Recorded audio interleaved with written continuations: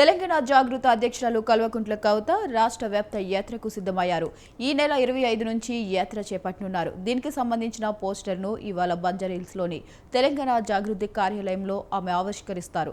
33 జిల్లాల్లోని పర్యటన ఉండేలా ప్రణాళిక రూపొందించారు. ఇక ప్రతి జిల్లాలోనూ 2 రోజులు పర్యటిస్తారు. స్థానికంగా మేధావులు, అన్ని వర్గాల నాయకులు, కార్యకర్తలు, అభిమానులతో ఆమె సమావేశమవుతారని జాగృతి వర్గాలు తెలిపాయి.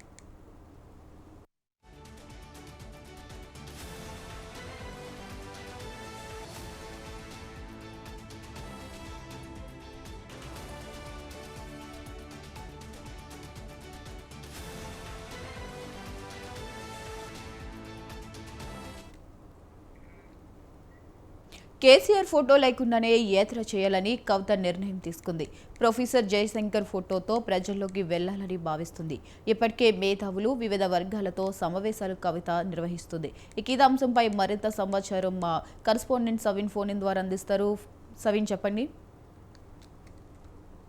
జాగృతి అధ్యక్షురాలు కల్వకుంట్ల కవిత అక్టోబర్ చివరి వారంలో జిల్లాల యాత్రను స్టార్ట్ చేయబోతున్నారు. ముఖ్యంగా అన్ని జిల్లాల్లో పర్యటించే విధంగా రూట్ మ్యాప్ రెడీ చేస్తున్నారు. ఈ రోజు దానికి సంబంధించిన వాల్ పోస్టర్ ను తెలంగాణ జాగృతి కార్యాలయంలో 12 గంటలకు విడుదల చేయబోతున్నారు. ముఖ్యంగా అన్ని జిల్లాలను కలుపుకుంటూ యాత్ర చేయబోతున్నారు.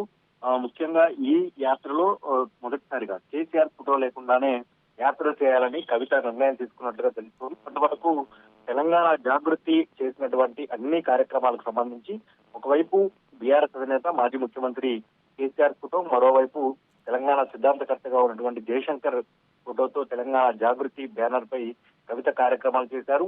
ఇక నుంచి జయశంకర్ ఫోటోతోటే తెలంగాణ జాగృతి కార్యక్రమాలు చేయాలని కవిత నిర్ణయించుకున్నట్లుగా తెలుస్తోంది. ముఖ్యంగా బీఆర్ఎస్ పార్టీ నుంచి సస్పెండ్ అయిన తర్వాత ఆమె బీఆర్ఎస్ పార్టీ ప్రాథమిక సభ్యత్వానికి నిజామాబాద్ జిల్లా స్థానిక సంస్థల ఎమ్మెల్సీ పదవికి రాజీనామా చేశారు. ఇక నుంచి తాను ఇండిపెండెంట్ గా ఉంటాను, తెలంగాణ జాగృతి ద్వారానే ప్రజల్లోకి వెళ్తానని స్పష్టం చేశారు. ఇక కవిత పార్టీ పెడతారని ప్రచారం జరిగినప్పటికీ ఇప్పటికిప్పుడు పార్టీ పెట్టి చేసేదేముంది, పూర్తిగా అన్ని జిల్లాలు తిరుగుతాను, అదేవిధంగా అన్ని వర్గాల ప్రజలు, మేధావులు, అదేవిధంగా బీసీలు, విద్యార్థులు, యువత, కార్మికులు, రైతులు, అన్ని వర్గాల ప్రజల అభిప్రాయాలు తెలుసుకున్న తర్వాతనే తాను రాజకీయ పార్టీ పెట్టే అంశంపై నిర్ణయం తీసుకుంటానంటూ స్పష్టం చేశారు. మరోవైపు తెలంగాణ జాగృతికి సంబంధించినటువంటి అన్ని అనుబంధ విభాగాలను బలోపేతం చేసే దిశగా అడుగులు వేస్తున్నారు. అందులో భాగంగానే తెలంగాణ యువజన విభాగానికి తెలంగాణ జాగృతి యువజన సమాఖ్య విభాగాన్ని ఏర్పాటు చేశారు. అదేవిధంగా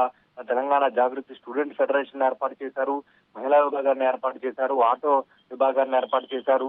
తాజాగా అన్ని జిల్లాలకు అధ్యక్షులను, ఉపాధ్యక్షులతో పాటు నియోజకవర్గ బాధ్యులను కూడా ప్రకటిస్తూ వెళ్తున్న పరిస్థితి అయితే మనకు కనబడుతుంది. ఇక అన్ని జిల్లాల్లో తిరిగి అక్కడ ఉన్నటువంటి మేధావులతో పాటు అన్ని వర్గాల ప్రజలు, యువత, విద్యార్థులతో భేటీ అయ్యి వారి నుంచి అభిప్రాయాలు, ఫీడ్బ్యాక్ తీసుకున్న తర్వాత రాజకీయ పార్టీపై ఒక నిర్ణయం తీసుకునే దిశగా ఆమె అడుగులు వేస్తున్నట్టుగా తెలుస్తోంది. అందులో భాగంగానే అక్టోబర్ చివరి వారానికి తెలంగాణలో ఉన్నటువంటి 33 జిల్లాల్లో పర్యటన చేసే విధంగా కవిత యాక్షన్ ప్లాన్ రెడీ చేసుకున్నారు.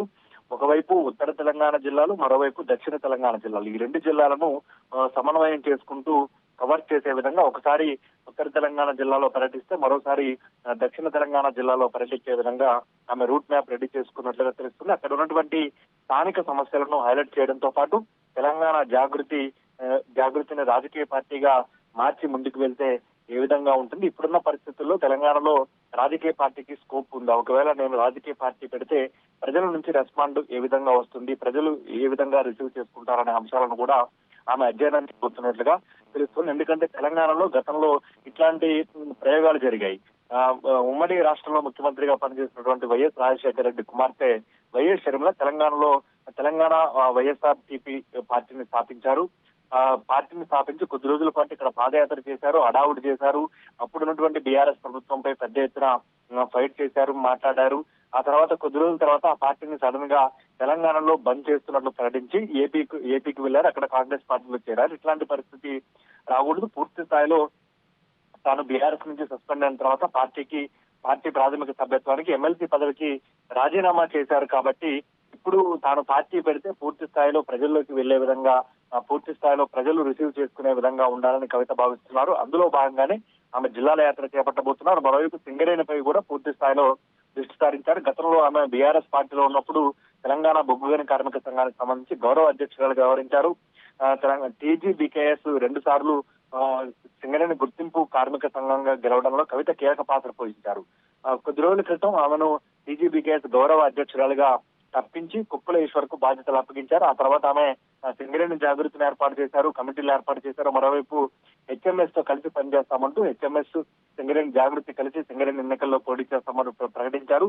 సింగరేణి యాత్రను కూడా ఈ జిల్లాల పర్యటనలోనే చేపట్టే అవకాశం ఉన్నట్లు కూడా తెలుస్తోంది. ఈ రోజు మధ్యాహ్నం 12 గంటలకు జిల్లాల యాత్రకు సంబంధించి రూట్ మ్యాప్ ఎజెండా విడుదల చేసిన తర్వాత జిల్లాల పర్యటనలో కవిత ఎవరెవరిని కలవబోతున్నారు, ఏ వర్గాలతో భేటీ కాబోతున్నారు, ఏం చేయబోతున్నారు అనే అంశాలపై స్పష్టత వచ్చే అవకాశం మాత్రం మనకు కనబడుతుంది. మొత్తానికైతే కవిత తొలిసారిగా బీఆర్ఎస్ పార్టీకి రాజీనామా చేసిన తర్వాత జిల్లాల పర్యటన చేపట్టబోతున్నారు.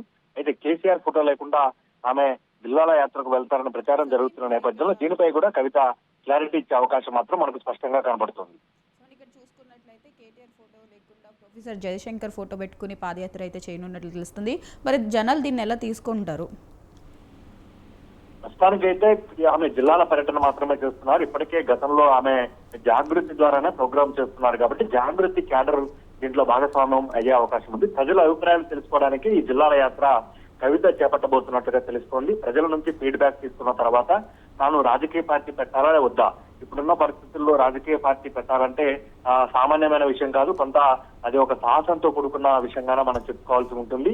ఈ నేపథ్యంలోనే జిల్లాలన్నీ తిరిగిన తర్వాత అక్కడ ఉన్నటువంటి వివిధ వర్గాల ప్రజల అభిప్రాయాలు తీసుకున్న తర్వాతనే పొలిటికల్ గా ఆమె ఒక నిర్ణయం తీసుకునే అవకాశం మాత్రం మనకు కనబడుతుంది. ప్రజల నుంచి ఫీడ్బ్యాక్ తీసుకునేందుకే ఈ జిల్లాల యాత్ర చేపట్టబోతున్నట్టుగా తెలుస్తుంది. ప్రజల నుంచి జిల్లాల యాత్ర ముగిసిన తర్వాత ఫీడ్బ్యాక్ వచ్చిన తర్వాత ఫీడ్బ్యాక్ ఆధారంగానే కవిత రాజకీయంగా ఒక నిర్ణయం తీసుకుంటారనే చర్చ జరుగుతున్న నేపథ్యంలో ఈ జిల్లాల యాత్రను కేవలం తను భవిష్యత్తులో చేయబోయే రాజకీయ కార్యాచరణకు ఉపయోగించుకునేందుకు కవిత జిల్లాల యాత్ర చేపట్టబోతున్నట్టుగా తెలుస్తోంది. సవిన్, ఇక్కడ చూసుకున్నట్లయితే గతంలో కూడా షర్మిల ఎల్లన పాదయాత్ర చేశారు తెలంగాణలో బీఆర్ఎస్ ప్రభుత్వం ఉన్నప్పుడు. ఇప్పుడు మళ్ళీ అదే విధంగా ఇప్పుడు కవిత కూడా చేపడుతున్నారు. అంటే ఈవిడ నిలబడతారంటారా, లేకపోతే షర్మిల లాగా వెళ్ళిపోయే అవకాశాలు ఉన్నాయంటారా? అంటే ఈ పాదయాత్ర కాదు, కవిత చేసేది కేవలం జిల్లాల యాత్ర. జిల్లాలో పర్యటించి అక్కడ సభలు సమావేశాలు ఏర్పాటు చేసి వివిధ వర్గాల అభిప్రాయాలు తీసుకున్న తర్వాత షర్మిల పార్టీ పెట్టారు, పార్టీ పెట్టి పాదయాత్ర చేశారు. ఆ తర్వాత తెలంగాణలో పార్టీని క్లోజ్ చేస్తున్నట్టు ప్రకటించి ఆమె ఏపీకి వెళ్ళిపోయారు. స్వతహాగా ఏపీ రాష్ట్రానికి చెందినవారు కాబట్టి అక్కడ కాంగ్రెస్ పార్టీలో చేరారు. ఇక్కడ కవితకు సంబంధించి పూర్తి స్థాయిలో ఇది ఈ వ్యవహారం పూర్తిగా విభిన్నమైనది. బీఆర్ఎస్ పార్టీ నుంచి ఆమె సస్పెండ్ కు గురయ్యారు. బీఆర్ఎస్ పార్టీలో జరుగుతున్న పరిణామాలపై ఆరోపణలు చేశారు. పార్టీ నుంచి సస్పెండ్ గురైన తర్వాత పార్టీకి రాజీనామా చేశారు. ఇప్పటి వరకు ఆమె తెలంగాణ జాగృతి అనే ప్లాట్ఫామ్ ద్వారానే ప్రోగ్రామ్స్ చేస్తూ వెళ్తున్నారు. రాజకీయ పార్టీ పరంగా ఇప్పటి వరకు ఎట్లాంటి నిర్ణయం తీసుకోలేదు. రాజకీయ పార్టీ ఏర్పాటు చేసే ఆలోచనలో భాగంగానే కవిత ఈ జిల్లాల పర్యటనను ఉపయోగించుకోబోతున్నట్టుగా తెలుస్తోంది. ఇప్పటి వరకు కవిత పొలిటికల్ పార్టీ పెట్టిన తర్వాత ఆ పార్టీ నిలబడుతుందా లేదా, లేకపోతే కవిత తీసుకున్న నిర్ణయాల బట్టి ఆధారపడి ఉంటుంది. కాబట్టి ఇప్పుడు అంత దూరం రాజకీయ విశ్లేషణగా మనం చెప్పలేము, కానీ కేవలం ఆమె రాజకీయ పార్టీ పెట్టేందుకు ఫీడ్బ్యాక్ తీసుకునేందుకే ఈ జిల్లాల పర్యటన ఉపయోగపడుతుందని చెప్పుకోవచ్చు. Right, thank you సవిన్, thanks for the updates.